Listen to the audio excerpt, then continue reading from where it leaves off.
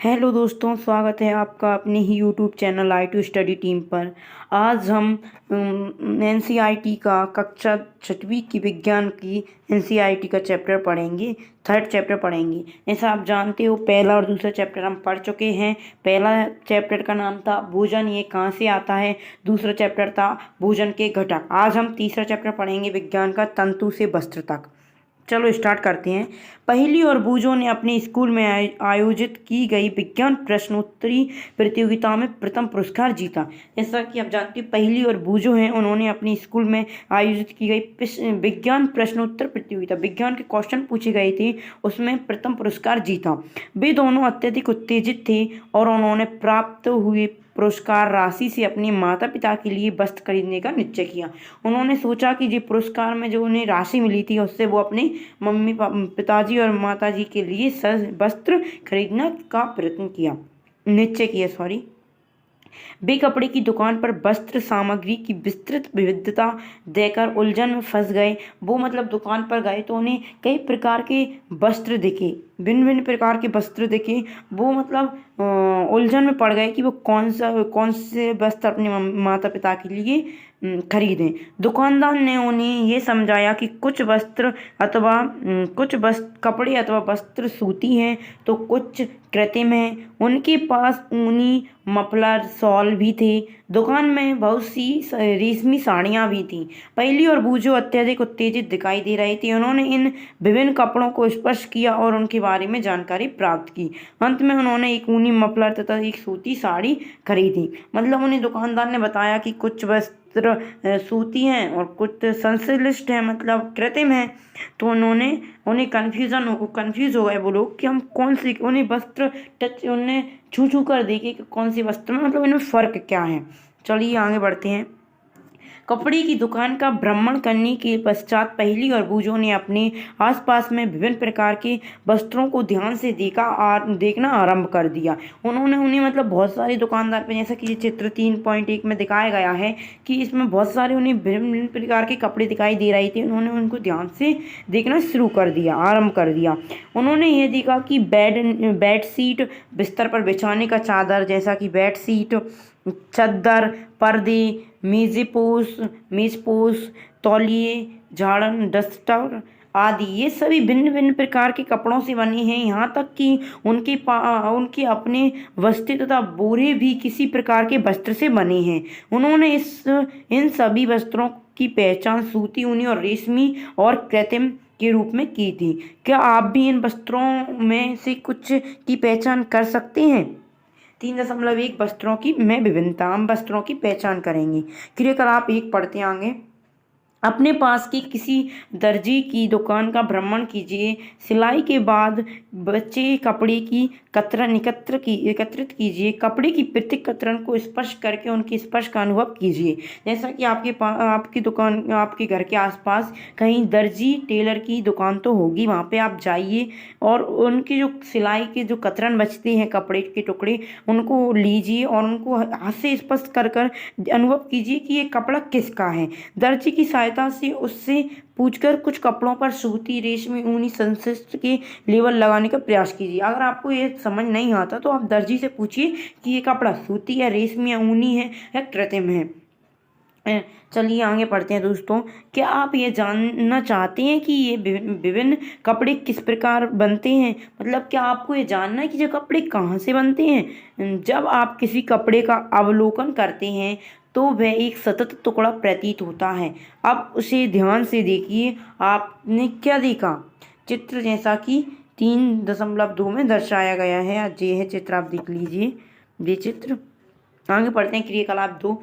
सूती कपड़े का वही टुकड़ा चुनिए जिस पर आपने क्रियाकलाप 1 में लेबल लगाया था, जिसमें आपने दर्जी से पूछकर लेबल लगाया था कि कौन सा कपड़ा है। इसके एक सिरे पर कोई ढीला धागा या ताना ढूंढने का प्रयत्न करें। मतलब कपड़े के साइड में टुकड़ा होगा, उसकी कोई धागा निकलता दिख रहा होगा आपको, धागा, उसे ढूंढने का प्रयत्न करें। इसे बाहर खींचें, आप उसे खींचिए।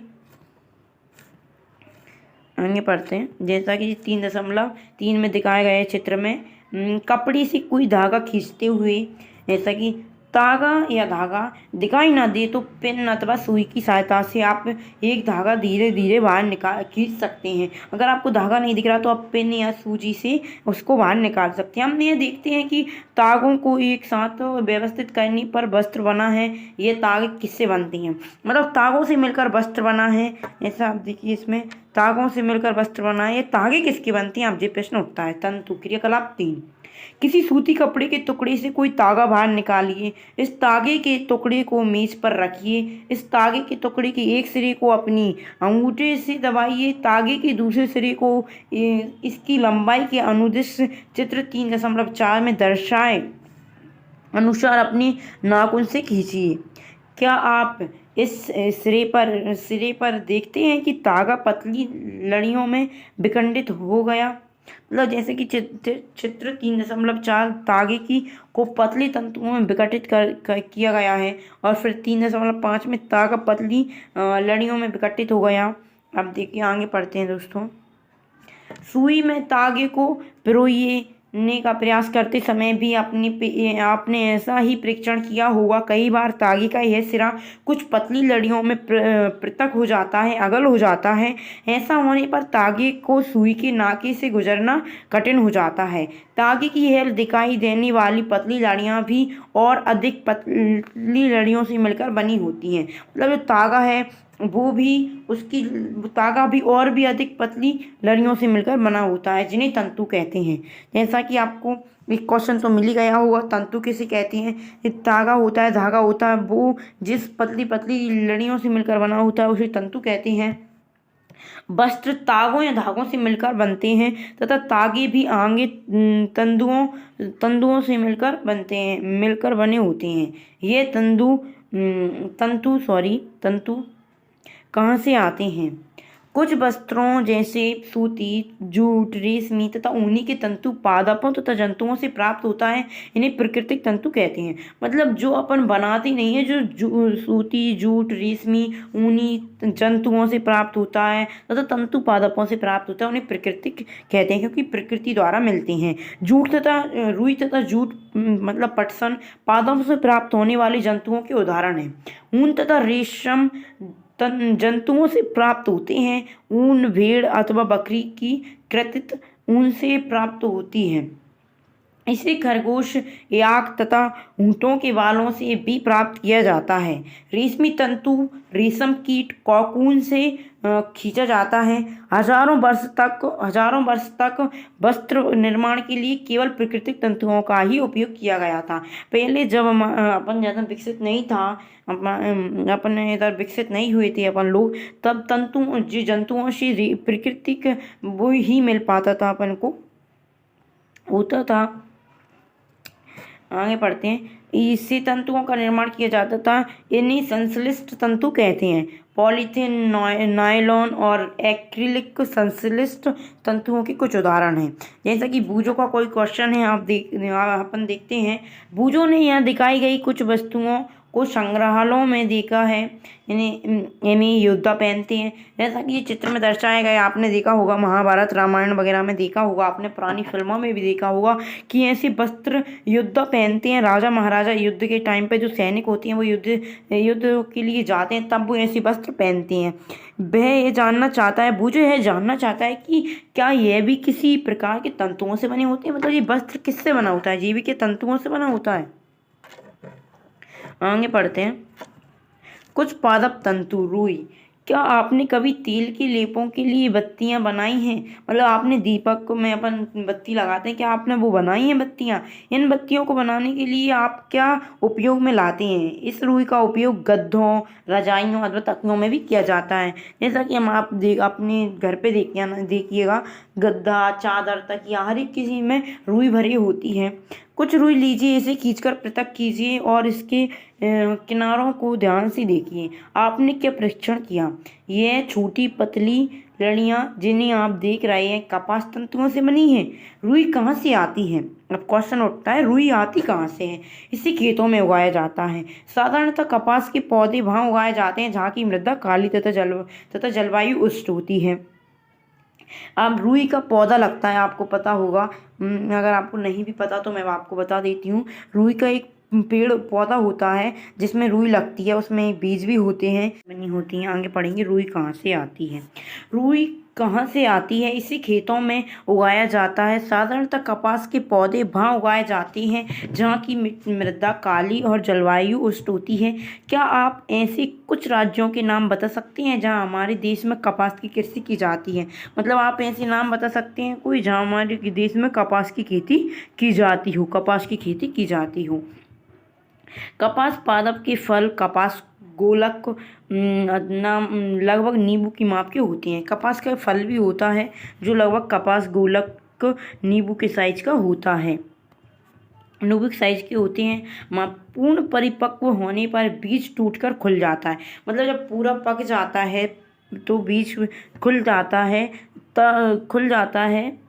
अब कपास तंतुओं से ढके विनोले को देखा जा सकता है। क्या आपने ऐसा कपास देखा है जो कपास चुने जाने के लिए तैयार हो? इस समय खेत कपास की परिफूलों रोगों में इतना शेत हो जाता है जैसा हिम ने ढक लिया हो। मतलब आपने ऐसा पेड़ देखा है जो पूरी तरीके से कपास से ढका हो, कि टूटने के लिए कपास से ढका हो, जैसा कि चित्र 3.6 में दर्शाया गया है। ऐसा लगता है ये बर्फ से ढका हो, हिम से ढका हो। आगे पढ़ते हैं दोस्तों। यहाँ से साधारणतः इन कपास बॉलों से कपास को चयन किया जाता है। इसके पश्चात कपास से बीजों को कंकतन द्वारा पृथक अलग कर दिया जाता है। पृथक मतलब होता है अगल। इस प्रक्रिया को कपास ओटना कहते हैं। जी अपन कपास से रुई मतलब छांटते हैं तो उसको तोड़ते हैं तो इसको कपास ओटना कहते हैं।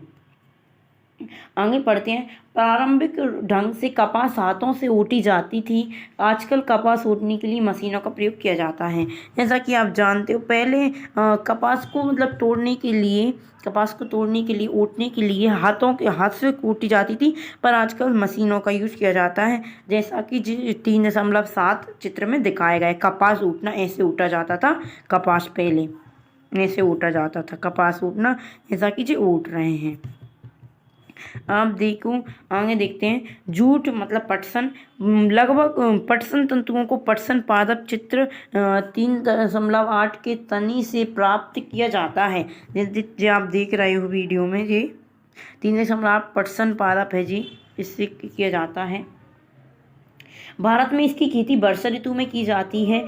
पटसन जूट की खेती वर्षा ऋतु में की जाती है। भारत में पटसन को प्रमुख रूप से पश्चिम बंगाल, बिहार और असम, तीन जगह पे उगाया जाता है। पश्चिम बंगाल, बिहार, असम की जगह पे। सामान्यतः पटसन पादप को पुष्पन अवस्था में काटते हैं। इसमें जब फूल आता है तब इसको काटते हैं। फसल कटाई पश्चात पादपों के तनों को कुछ दिनों तक जल डुबा कर रखते हैं। मतलब इसकी तने को कुछ दिनों तक जल में डुबा कर रखते हैं।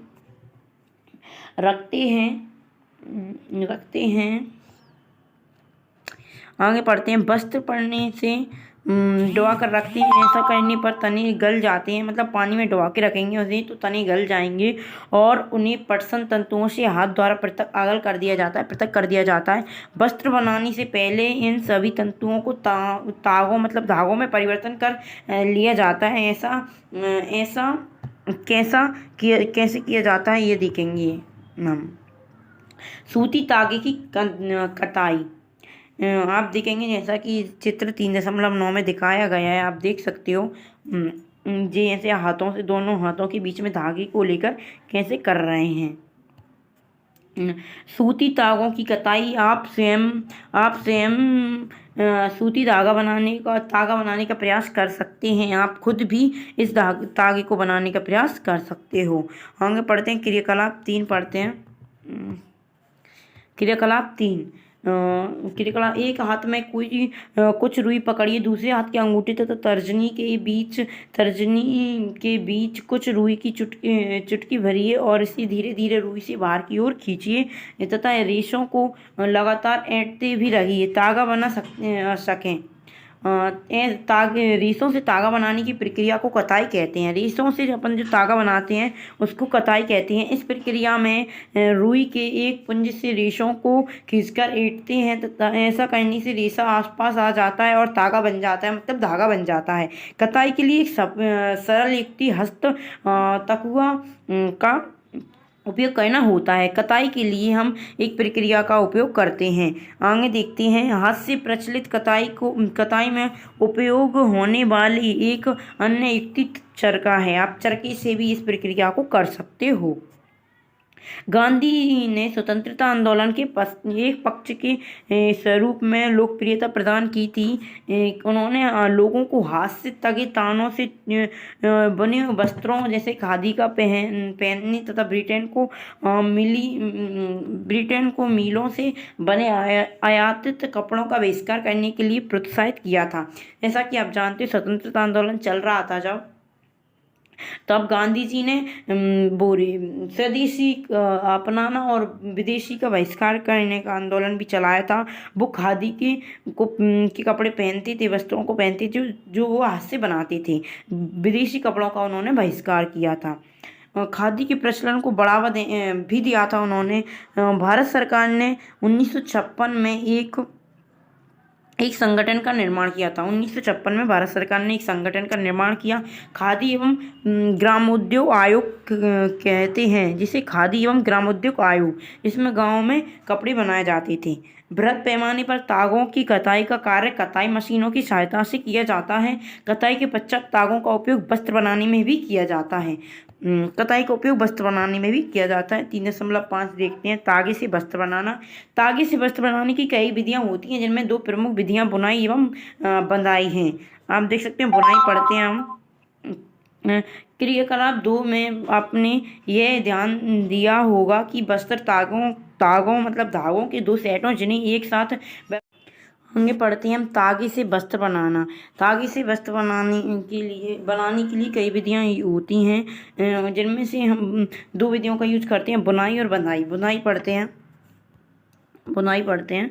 क्रियाकलाप 2 में आपने यह ध्यान दिया होगा कि वस्त्र तागों के मतलब धागों की 2 सेटों जिन्हें एक साथ व्यवस्थित किया जाता है से मिलकर बनते हैं। तागों की 2 सेटों को आपस में व्यवस्थित करके वस्त्र बनाने की प्रक्रिया को बुनाई कहते हैं, जिसको वीविंग भी कहते हैं। आइए कागज की कुछ पट्टियों को बुनने का प्रयास करें। कागज की पट्टियों को बुनेंगे। क्रियाकलाप 5 पढ़ते हैं। क्रियाकलाप 5, विभिन्न रंगों को 2 कागज की सीट लीजिए। विभिन्न रंगों की 2 कागज की सीट लीजिए। दोनों में 30 सेंटीमीटर लंबाई तथा 30 सेंटीमीटर चौड़ाई वर्गाकार सीट कीजिए। अब इन दोनों शीटों को आपस में मोड़िए। एक सीट पर चित्र 3.12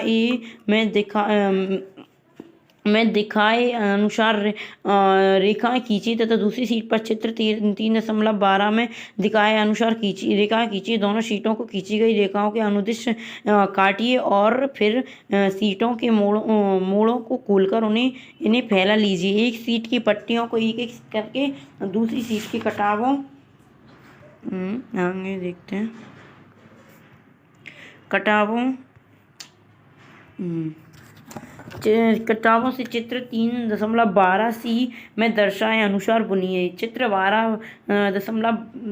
3.12 डी में पट्टियों के बुनने के पश्चात नमूना दिखाई देगा आपको, जैसा कि ये दिख रहा होगा, यहाँ पे नमूना दिखाई देगा। इसी ढंग से तागों के 2 सेटों को बुनकर वस्त्र बुनिए और तागों में कागज की पट्टियों की तुलना में बहुत पतले होते हैं। वस्त्रों की बुनाई घरगों पर की जाती है। घरगे या तो हस्त प्रचलित होते हैं या विद्युत प्रचलित होते हैं। आगे पढ़ते हैं। इस विशेष प्रकार की बुनाई देखते हैं। क्या कभी आपने यह ध्यान से देखा है कि स्वेटर किस प्रकार की बुनी होती है? इनकी बुनाई नीटिंग में मतलब किसी एकल धागे का उपयोग वस्त्र के एक टुकड़े को बनाने में किया जाता है।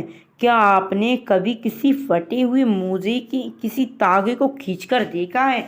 जब आप ऐसा करते हैं तब क्या होता है? एकल धागा लगातार खिंचता चला जाता है तथा वस्त्र उधड़ता चला जाता है। मोजे और बहुत सी अन्य पहनने की वस्तुएं होती हैं जिनका हम ऐसा जिनका ऐसा रूप हो जाता है। जैसा कि चित्र 3 इसमें आप देख सकते हो 3.14 में कैसी बुनाई हो रही है जी, दोनों हाथों से गिट्टे को बन रही हैं, स्वेटर को। आगे देखते हैं, वस्त्रें ऐसी बुनाई द्वारा बुने वस्त्रों से बनाई जाती हैं। इस प्रकार की बुनाई हाथों से तथा मशीनों द्वारा भी की जाती है। दोनों प्रकार की बुनाई का उपयोग विभिन्न प्रकार के वस्त्रों के निर्माण में किया जाता है। इन वस्त्रों का उपयोग पहनने की विभिन्न वस्तुओं को बनाने के लिए भी किया जाता है। पहली कुछ पूछना चाहती है हमसे, देखते हैं पहली क्या पूछ रही है। पहली ये जानना चाहती है कि क्या आपने नारियल के बाहरी खोल के तंतुओं से बने किसी वस्त्र को देखा है। मतलब जो नारियल की बाहर की जो जटाएं होती हैं उससे आपने किसी वस्त्र को बनते हुए देखा है। इन तंतुओं को सामान्यतः किन कार्यों में यूज किया जाता है। अगर उससे वस्त्र बनता है तो कैसे बनता है, अगर नहीं बनता तो उसका इस्तेमाल कहाँ किया जाता है। चलिए आगे देखते हैं वस्त्र सामग्री का इतिहास। मतलब हम वस्त्र कैसे बनाते थे, पहले उसका इतिहास देखेंगे। क्या आपने कभी ये जानने का प्रयास किया है कि प्राचीन काल में लोग पहनने के लिए किस सामग्री का यूज करते थे। वस्त्रों के विषय में पूर्व प्रमाणों से ऐसा प्रतीत होता है कि प्रारंभ से लोग वृक्षों की छाल, बड़ी बड़ी पत्तियां, जंतुओं की चर्म, समूर से अपने शरीर को ढकते थे। जैसा कि आप जानते होंगे आदि मानव काल के टाइम पे पहले जानवरों की खाल, वृक्षों की छाल से वस्त्र रखते थे पत्तियों से। किसी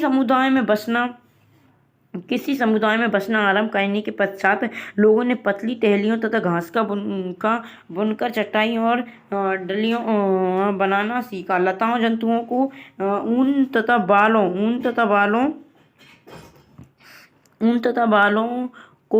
को आपस में ऐंठन देखकर लंबी लाठियां बनाई। इनको बुनकर वस्त्र तैयार किए। ऐसे पूर्व में भारतवासी रुई से बने वस्त्र पहनते थे जो गंगा नदी के निकटवर्ती क्षेत्रों में उगाई जाती थी। फ्लैक्स एक पादप है जिसको प्राकृतिक तंतु प्राप्त होता है। प्राचीन मिस्र में वस्तुओं को बनाने के लिए रुई तथा फ्लैक्स की कृषि नील नदी के निकटवर्ती क्षेत्रों में की जाती है। उन दिनों में लोगों को सिलाई करना नहीं आता था। उस समय लोग अपनी शरीर के लिए विभिन्न भागों को वस्तुओं से आच्छादित कर लेते थे। वे शरीर को आच्छादित करने के लिए कई विभिन्न ढंगों का उपयोग करते थे। सिलाई सुई के आविष्कार के साथ तो लोगों ने वस्त्रों की सिलाई करके पहनने के लिए कपड़े तैयार किए। इस आविष्कार के पश्चात सिले कपड़ों में बहुत विभिन्नता आई। परंतु ये आश्चर्यजनक बात नहीं है कि आज भी साड़ियाँ, धोतियाँ, लुंगियाँ तथा पगड़ियाँ का बिना सिले वस्त्रों के रूप में उपयोग किया जा रहा है। जिस प्रकार समस्त देश में खाए जाने वाले भोजन अत्यधिक विभिन्नता देखने को मिलता है, ठीक उसी प्रकार वस्त्र एवं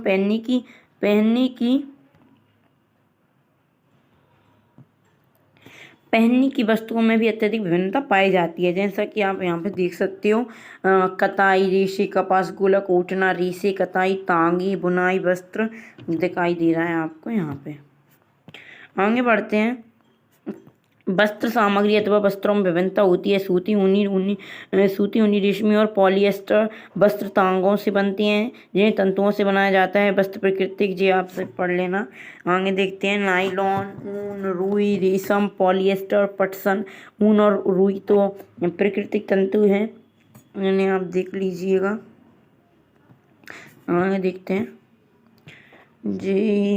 जैवी क्रियाकलाप है। प्रस्तावित परियोजना एवं क्रियाकलाप किसी निकटवर्ती हस्तकारघ तथा बिजली कारगर इकाइयों का भ्रमण, ये भी आप पढ़ लेना। आगे देखते हैं बूजो क्या बोल रहा है। बूजो जानना चाहता है कि रुई के तागों के जलने पर निकली गंध कागज के जलने की गंध जैसी होती है।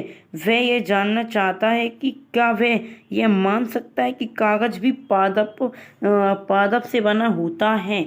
बूजो का एक क्वेश्चन है कि क्या रुई, मतलब जो कागज होते हैं, तागों होती हैं, रुई के तागों के जलने पर निकली गंध भी उसी गंध जैसी होती है जो कागज के जलने पर होती है। जी इसका क्वेश्चन है। थैंक यू दोस्तों, अगर आपको यह वीडियो अच्छी लगी हो तो लाइक शेयर कमेंट करें और हमारे चैनल को सब्सक्राइब भी करें। धन्यवाद।